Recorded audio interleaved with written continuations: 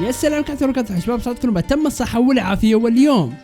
اليوم بعد سحبة أكثر من أسبوع، أكثر من شهر، أكثر من 6 شهور، بل أكثر من سنة على بوروتو، قررنا أن اليوم نرجع لنظريات بوروتو. طبعا أنا سحبت أكثر من سنة لأن أنا عارف وأنت عارف وكلنا عارفين بأن الأنمي مستواه في انحدار جدا كبير، لدرجة أن أنا لما نزلت البوست وقلت فيه يا جماعة راح يعني أنزل نظريات بوروتو واكتبوا لي نظرياتكم، في واحد يعني مل من الموضوع بشكل غير طبيعي، لدرجة كتب أن نظريتي أن الاستوديو زبالة وما هم راضين يمشون بالأنمي مع المانجا. فاهمين علي؟ وان هذه ما هي نظريه، بس ابغى اقول اللي في قلبي، يعني لهذه الدرجه كاتب الكلام هذا في قسم النظريات. لا وعشان تعرف ان الانمي انحدر بطريقه غير طبيعيه، في قسم النظريات اللي انا تكلمت عنه في واحد كتب اول ديسلايك، مع ان هذا مش فيديو، هذا كان البوست. ولكن عموما خلونا من الاستهبالات هذه كلها، لازم نعترف بان بوروتو اخر فتره قاعد يتحسن، مع ان اخر حلقتين كلها فلارات، ولكن بدأ يتحسن بظهور أوراشيكي وغيره. فهمت علي؟ يعني حتى أنا لما رجعت لقيت المقدمة بوروتو الرابعة والخامسة شيء مش طبيعي، فقلت أوكي أخيرا بدأ يتحسنون من ناحية المقدمات، في تحسن جدا كبير وملحوظ في المقدمة الرابعة والخامسة في بوروتو. هنا بدأنا نقول إنه أوكي هذه المقدمات اللي تستاهل إن تكون على بوروتو، مش مقدمة الأولى والثانية والثالثة، يا رجل الثالثة سرطان. عموما عشان ما أطول عليكم، اليوم عندنا نظريات جدا خرافية، فخلونا نبدأ. أول نظرية من الأخ أوتشيها مادارا 999 يقول: هل يستطيع أوتشيها مادارا قتل أفراد عشيرة الأوتسوكي إذا تم إعادة إحيائه بالإيدو تنسي في أنمي بوروتو؟ وكما نعلم هو أخطر وأشرس عدو في أنمي ناروتو. طبعا الكومنت هذا عليه 80 لايك، فمعناه أن في كم من شخص يتساءل نفس السؤال. طبعا الإجابة جدا بسيطة، أوتشيها مادارا راح يقدر يتفوق على عشيرة الأوتسوكي من ناحية الخبرة في القتال، ومن ناحية الذكاء، ومن ناحية كثرة التقنيات. ولكن لما نيجي الموضوع الشاكرا، فهنا الموضوع يختلف تماما. طبعا أول شيء خلونا نتفق بأن أوتشيها مادارا هو أقوى شرير في تاريخ أنمي ناروتو، وحتى ناروتو ساسكي بنفسهم لو تقاتلوا ضد مادارا لما كان بطور الريكودو ما راح يقدروا له. وهذا شيء الكاتب بنفسه صرح وقال بأن أنا بالغت بشخصية مادارا لدرجة أن ما عرفت كيف أنهي. عشان كذا شفتوا طريقة موت مادارا كانت طريقة جدا هبلة وغبية، لأن الكاتب نفسه تحشر في الموضوع. طبعا انكم بعضكم يقول طيب يا سفاح، يعني ليش ما الكاتب يخلي ناروتو وساسكي يهزمون مادارا؟ يعني شيء جدا طبيعي. لا، هنا الكاتب كيشيموتو لو سوى الحركة هذه يعرف بأنه راح يطيح في سلسلة تناقضات غير طبيعية. اوكي كنا نحب شخصية ناروتو، كنا نحب شخصية ساسكي، بس لا نخلي الشيء هذا يا جماعة يعمينا عن الواقع، لأن الكاتب نفسه ما عرف ينهي مادارا بطريقة منطقية. لو صدق ناروتو وساسكي أقوى منه فبكل بساطة كان بيخليني يهزمهم. فهمتوا علي؟ طبعا انكم بعضكم يقول يا سفاح ليش تدخل باللف والدوران؟ طب السؤال كان واضح، السؤال كان هل مادارا يقدر يقتل أفراد العشيرة أوتسوكي ولا لا؟ السؤال هذا يعتمد بأن هل ناروتو وساسكي يقدر يهزمون أعضاء عشيرة الأوتسوكي؟ إذا قدر يهزمونه معناه مادارا 100% راح يقدروا بكل سهولة. وطبعا احنا شفنا كيف ناروتو وساسكي هزموا موموشيكي، فأكيد مثل ما قلنا إن مادارا راح يقدر يتفوق على عشيرة الأوتسوكي ما دام ناروتو وساسكي متفوقين عليهم. ولكن ما راح يقدر يهزمهم إذا كان معاد إيدو تنسي بدون طور الركودو، بدون وحوش البيجو داخله. فهمت علي؟ يعني احنا قاعدين نتكلم عن مادارا وهو في أعز قوته. ولكن بشكل عام النظرية هذه يعني جدا احتماليتها ضئيلة جدا، وما اتوقع راح يعني يستدعون أوتشيها مادارا، خلاص مادارا انتهى. والنظرية الثانية من الأخ أحمد الحسيني ويقول: ماذا لو استطاع أوروتشيمارو تطوير الإيدو تنسي أكثر بالاستعانة بختام من الأوتسوكي مثلا أو أي أبحاث عصرية أخرى، وقدر أنه يحيي جرايه بقوة أكبر؟ اولا ما اتوقع ان الشيء هذا ممكن انه يصير، لانه أوروتشيمارو لا تنسون بانه مراقب. فهمت علي؟ فاذا حاول يسوي اي ابحاث غير قانونية يمين او يسار راح يروح فيها باختصار، وقبل انه كان ماخذ راحته. فهمت علي؟ يسوي اختبارات وما حد قده. اما الحين ناروتو وساسكي موجودين، يعني راح يجلدوه جلد. وثاني شيء يعني ما اتوقع ان أوروتشيمارو حاليا عنده سبب بانه يعني يخرب السلام اللي هم فيه حاليا. فهمت علي؟ ما اتوقع انه في اي سبب. ولكن لو افترضنا بانه قدر بالفعل انه يستعين بختام الأوتسوكي وطور تقنية الإيدو تنسي، السؤال هو هل راح يقدر يحيي جرايه ولا لا؟ طبعا السؤال هذا انا اشوف ان احتماليه ان تصير يمكن 5% تقريبا، لان جثه جرايا يا جماعه الى الان ما حد لقاه، وما اتوقع اصلا بان حتى لو لقى جثه جرايا بيلاقيها تحللت وخلصت من زمان. فهمت علي؟ لا تنسوا يعني جرايا جثتها في اعماق البحر تحت. ولكن نقول ان احتماليه 5% هذه صارت. طيب قدر يحيي جرايا يعني، وقدر يعدل على تنسى ويضبط جسمه. ايش هدف اورتشيمارو بيكون؟ انه يهجم على قرية كونوها مثلا يعني، ولا يهجم على القرى الثانية، ولا انه يحتل العالم؟ بدري عليه على الاشياء هذه كلها. فهمت علي؟ كيف راح يحتل العالم وفي شونوبي اقوياء جدا اقوى منه بمراحل مثل ناروتو وساسكي؟ فما اتوقع في اي سبب يعني يخلي اورتشيمارو يسوي الشيء هذا. والنظرية الثالثة من اخ رودي 248 ويقول: هل تتوقع ان ناروتو يموت؟ واذا مات هل راح يعطي بوروتو الكيوبي؟ طبعا موت ناروتو هنا الموضوع فيه نقاش جدا كبير. طبعا اول شيء راح ابدا اتكلم عن الايجابيات بان لو مات ناروتو والكيوبي تحول لبوروتو ايش ممكن يصير. اولا انه الشيء هذا صار من احد الاشياء الايجابيه، بان الحدث هذا راح يكون حدث جدا حماسي وصادم بنفس الوقت ومحزن بنفس الوقت، وهذا الشيء يعني راح يعطي الشخص متعه جدا كبيره. صح انك انت راح تزعل، صح انك انت راح تتحمس مع القتال والاحداث اللي بتحصل، بنفس الوقت راح تتصدم. فهذا انا اشوف انه يعطي محتوى جدا جميل. اي محتوى يا رجل، هذا راح يكون اقوى حدث في تاريخ انمي بوروتو بشكل عام. لو انا كنت بقول بتاريخ انمي ناروتو، ولكن لا، بوروتو. عموما من احد الاشياء الايجابيه الثانيه اللي راح تحصل برضو بانه بوروتو راح يكون اقوى بكثير، وهذا شيء راح يخليه عاقل ويهتم بنفسه بشكل كبير، وراح تكون عليه مسؤولية أن يحمل القرية اللي هو كبير، يعني مسؤولية جدا كبيرة، والأمور راح تتلخبط نوعا ما، ولكن أنا متأكد أن بوروتو راح يقدر يستحمل. ولكن هل راح يكون أقوى من أبوه مع أن عند الكيوبي؟ هنا الموضوع برضو فيه نقاش، يعني هذا الموضوع الواحدة ما راح يعني نتطرق له في هالفيديو. طيب نروح للسلبية.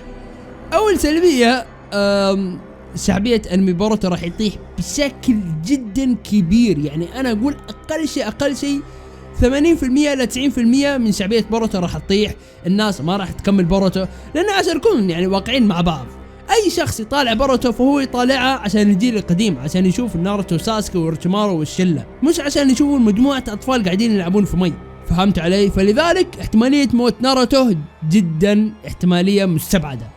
والسلبية الثانية هي انه اذا ناروتو مات وبوروتو يعني استلم الكيوبي وبوروتو صار اقوى منه، ما تحسون بان هذا شيء يعني يهدم من من تعب ناروتو اللي تعبه؟ ما تحسون ان كل هالتعب اللي تعبه ناروتو راح يكون نوعا ما بلا قيمة؟ اوكي فهمنا احنا الرسالة اللي يريدون يوصلوها بوروتو، بان الجيل الجديد دائما يتفوق على الجيل القديم، ولكن مش بالطريقة هذه، مش بالضرورة بأن الجيل الجديد دائما يكون متفوق على الجيل القديم. يعني عندكم مثلا حكيم مسارات الستة، هو كان موجود من مئات السنين إذا ما كانت بآلاف السنين، وما زال إلى يومك هذا، صح إنه ميت ولكن إلى يومك هذا أقوى من الكثير من الشنوبي اللي قاعدين نشوفهم الحين. فلذلك هذا يعني مش بالضرورة أن الجيل الجديد يكون أقوى من الجيل القديم، وبالعكس يعني حتى في قرية الأرض، قرية الصخر، الجيل الجديد تعبان عندهم، ولا واحد منهم يعرف يتجالد زي البشر. يا رجل في أكثر من 100,000 سلبية أقدر أذكر لك إياها إذا ناروتو مات في الأنمي. فهمت علي؟ فلذلك عشان الفيديو ما يطول أكثر، خلونا نروح للنظرية اللي بعدها. النظرية بعدها من توكا تشان، وتقول: إذا مات ناروتو حقا فهل يمكن إعادة إحيائه باستدعاء ناغاتو أو البحث عن شخص لديه نفس قوة ناغاتو، نظرا أن مادارا كان يريد أن يعاد إحيائه بالإيدو تنسي اللي عند ناغاتو. طيب أنا أول مرة صراحة شفت تضارب المعلومات جدا كبير. يعني يا جماعة ترى الإيدو تنسي تقنية، والتقنية اللي عند ناغاتو اللي تحيي شخص تقنية ثانية تماما، يعني ما لهم أي علاقة في بعض. الإيدو تنسي كلنا نعرفها، يعني شخص شرير يستدعي شخص ثاني، والشخص الشرير يتحكم عليه، وتشاكرة الشخص هذاك بتكون unlimited. فهمت عليه؟ انها غير محدودة. الشخص اللي اعادوا احيائه ووجهه يكون مشقق، والطريقة الوحيدة انك تهزمه عن طريق الختم، ويعني نعرفها. ولكن التقنية عند ناغاتو اسمها رن تنسي، والتقنية هذه اذا اعادت شخص للحياة فتعيده بشكل كامل، يعني حرفيا كأنه ما مات. فهمت علي؟ وجسمه ما راح يعني يكون عنده تشاكرا انليمتد ولا اي شيء، فهمت علي؟ يعني راح يكون انسان جدا طبيعي، ولكن بالمقابل اتوقع راح يقدر يستخدمها مره واحده بس. واصلا الخطه مادارا كانت بان يستدعوه بالتقنيه الرن تنسي، ما كان مخطط ان يستدعونه بالايدو تنسي، فهمت علي؟ عشان كذا هو لما استدعوه استغرب، قال ايش في؟ وات هيل؟ وين الاتفاق يا جماعه؟ وين التقنيه اللي اتفقنا اني ارجع فيها؟ عموما السؤال كان اذا ناروتو مات هل يمكن يعيدون احيائه باستدعاء ناغاتو او شخص عنده نفس قوه ناغاتو؟ ترى التقنيه هذه عشان تسويها لازم يكون عندك رنجن يا جماعه، فهمت علي؟ واتوقع لازم 2 من رنجن، يعني هذا الشيء اللي انا اتوقعه. يعني الرنجن واحده ما ساسكا ما اتوقع راح تكفي، واصلا ما اتوقع ان اي شخص عنده رنجن يقدر يعيد احياء اي شخص على كيفه. لو كذا يعني ساسكي كان بيعيد اشخاص جدا مهمين للقريه بالرنجن مالته، فهمت علي؟ ولكن عموما اذا حصلوا شخص عنده نفس القوه ونفس كل شيء ويقدر يتقن التقنيه هذه وناروتو مات، ف100% يقدرون ينقذون ناروتو فيها. والنظريه اللي بعدها من اخ احمد الحسيني، ويقول اوراشيكي بالنسبه لي سيكون هو اورشيمارو نسخه بوروتو، يعني سيكون هو الاصدار الجديد منه في بوروتو. ولديه فرضيه تقول بان اورشيمارو سيتحالف مع اوراشيكي، وخصوصا ان كلاهما يبحث عن القوه، وسيكون تعاون ممتاز، واحد باحث عن القوه وعالم زي اورشيمارو، والثاني باحث عن القوه ومقاتل. من النظريه هذه الصراحه يعني نوعا ما معقوله، ان بامكان اوراشيكي بانه يغري اورشيمارو، انه يقول له اسمعني ممكن نعطيك مثلا مساحه جدا كبيره واحررك من المراقبه هذه اللي انت فيها، وممكن تسوي تجاربك هناك براحتك، ويكون في ناس متطوعين ويغري باشياء كثيره عشان يجي معاه. وعاد اورشيمارو عادي يسويها، يعني احنا الى الان ما حد يقدر يضمن اورشيمارو. لو انت تضمن اورشيمارو واثق فيه فاتمنى انك تراجع حياتك يا صديقي. ولكن الشيء الغلط الان لاحظته في النظريه هذه، وان اغلبكم حتى فاهمه غلط، بان اورشيمارو يا جماعه ابدا ما يبحث عن القوه، لا، بل اورشيمارو يبحث عن الخلود وكثرة التقنيات، فهمت علي؟ يعني هو ما يهمه اذا التقنية هذه اقوى تقنية في العالم، لا، يبقى يحاول قد ما يقدر انه يعني يتعلم تقنيات الموجودة في العالم هذا كله، فهمت علي؟ هذا يعني الهدف حق اورشيمارو حرفيا. وقالها اورشيمارو بلسانه، انه قال يا جماعة انا اريد ان اتعلم قد ما اقدر من التقنيات، فهمت علي؟ مش انه يصير اقوى شخص، هو ما يهمه القوة بقدر ما تهمه التقنيات، لأنه إنسان جدا مهووس، فهمت علي؟ وهو طبعا ما صار مهووس في التجارب والأشياء هذه كلها إلا عشان يكتشف التقنيات ويحللها. فلذلك أنا قلت إنه ممكن أوراشيكي إنه يغري أورشيمارو، وإنه يقول له تعال بنعطيك مساحة تجرب فيها براحتك ويمين يسار، وأورشيمارو راح يوافق. ومع أبحاث أورشيمارو فأنا متأكد أن قوة أوراشيكي ممكن توصل فوق، فإذا صار الشيء هذا فأنا أقول الصراحة يعني راح يتعبون راح يتعبون بوروتو والسلة معاه يعني حرفيا. وبعدين تعال ايش في الانمي مخلين بوروتو يتقاتل مع أوراشيكي، وهو الموضوع صار حلاوة ولا كيف؟ ان أعضاء أوتسوتسوكي يتقاتلون مع واحد عمره 12 سنة؟ يا جماعة ارحموني. واضح جدا وضوح الشمس بأن ما في يعني أي ذرة تنافس بين أوراشيكي وبوروتو، فهمت علي؟ واحد عنده 2 رنجن ضد واحد عمره 12 سنة فهمت علي؟ لا، أوراشيكي بعد يقدر ينتقل في الأبعاد ومدري إيش، ما في أمل حرفيا. أصلا أوراشيكي بكل أريحية يقدر يسوي فيه تشيباكو تنسي وخلاص بوروتو ما راح يقدر يسوي أي شيء، يعني واحد عمره 12 سنة كيف راح يهرب من تشيباكو تنسي؟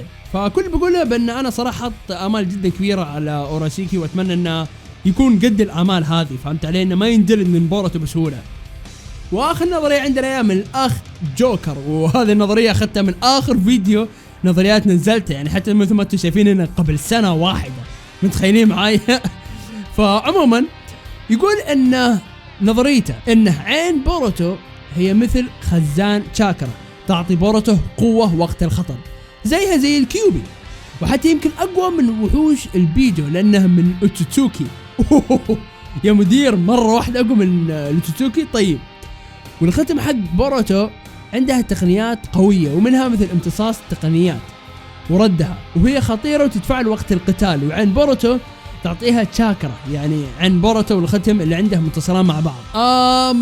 عين بوروتو تعطي بوروتو طاقة، هذه تعطي تشاكرا، هذه أول مرة أسمعها، لأن يا جماعة يعني لازم يكون في مصدر للتشاكرا، فهمت علي؟ يعني طيب أوكي، العين تجيب تشاكرا من وين؟ فهمت علي؟ لو تذكرون مثلا ختم اللعنة اللي كان عند ساسكي وعند جوجو وعند غيرهم، ختم اللعنة يعطيك قوة، يعطيك تشاكرا، فهمت علي؟ من وين التشاكرا هذه؟ من الطبيعة، من الأرض، فهمت علي؟ يعني نفس طور الناسك حق ناروتو لما يجمع تشاكرا من الطبيعة من الأرض، نفس الشيء ختم اللعنة تعطيك طاقة من طبيعة. فيعني هي ما راح تعطيك تشاكرا كذا تألفها فجأة تجيبها من السماء، فهمت علي؟ ما في تشاكرا تيجي عبثا. فإذا تقول بأنه عند بوروتو تعطيه تشاكرا، انت قاعد تناقض قوانين الفيزياء اللي في ناروتو. قاعد تعارض كل قوانين العالم كله، لأنه كلنا نعرف بأن القوة البصرية الموجودة في ناروتو من إذا كانت يعني بياكوغان، شارينغان، مانكي جيو، رينيغان، أيا كانت التقنيات البصرية هذه كلها تستهلك تشاكرا. أنا صراحة أول مرة سمعت تقنية بصرية تعطيك تشاكرا. فهمت علي؟ يعني تقنية بصرية تعطي المستخدم تشاكرا، هذه أول مرة أسمعها. أما الختم يعطيه تشاكرا فهذا موضوع ثاني، فهمت علي؟ هذا موضوع يباله تحليل يمين يسار، نجلس في الموضوع لأن موضوع الختم هذا سالفة ثانية. وبس حسنات الفيديو تمك وإذا عجبكم لا تنسوا لايك وشارك في القناة واذكروا لايك مقترحاتكم تحت بالتعليقات، واكتبوا لي تحت يا جماعة نظرياتكم لفيديو نظريات بوروتو القادم اللي ما ادري صراحة متى بيكون، يمكن بعد اسبوعين تقريبا او 3 ما ادري، بس اكتبوا نظرياتكم تحت عشان اسير نظرياتكم.